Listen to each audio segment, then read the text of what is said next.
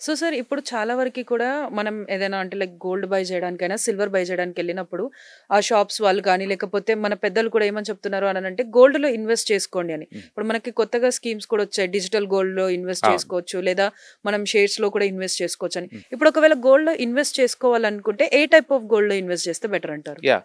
మీరేదన్నా సరే ఏదైనా investment చేయటానికొచ్చినప్పుడు first of all మీరు క్యాష్ ఫ్లోకి, నెట్ వర్త్‌కి ఆ తేడా తెలియాలి. హ్మ్. ఇప్పుడు సపోజ్ నా దగ్గర రూ. 1,00,00,000 ఉన్నాయనుకోండి, సొంత ఇల్లు లేదనుకోండి, ఒక ఇల్లు నేను కొనుక్కున్నాననుకోండి, నాకు హ్మ్. 20,000 రెంటల్ మిగులుతాయి అంతే. హ్మ్. ఆ ఇంటి వల్ల నాకు ఎలాంటి ఉపయోగం ఉండదు.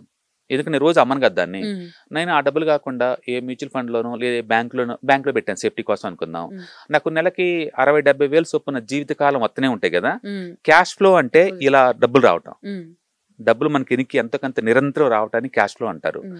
నెట్ వర్త్ అంటే అమౌంట్ బ్యాక్ రాదు. హ్మ్. ఆస్తి అంతే అది అలా ఉంది. ఉంటది. మీకు ఏదైతే ఎలాంటి అసెట్స్ ఉపయోగం ఉండదు. అసెట్స్ ఉన్న ఇప్పుడు వాటిపై చెప్పండి గోల్డ్ అనేది మీరు క్యాష్ ఫ్లో కోసం కొంటున్నారా? నెట్ వర్త్ కోసం కొంటున్నారా? నెట్ వర్త్ కోసం. నెట్ వర్త్ కోసం కొంటున్నారంటే అది ఇంట్లోకి వచ్చిద్ది. అవుట్ గోయింగ్ పోదు ఇంకా. హ్మ్. నీకు ఎలాంటి డబ్బు రాదు. హ్మ్. నువ్వు అలా కాదు గోల్డ్ నేను క్యాష్ ఫ్లో కోసం కొంటున్నాను అనుకోండి. హ్మ్. బెస్ట్ ఏంటంటే మ్యూచువల్ ఫండ్ ఫార్మేట్‌లో కొనుక్కోండి.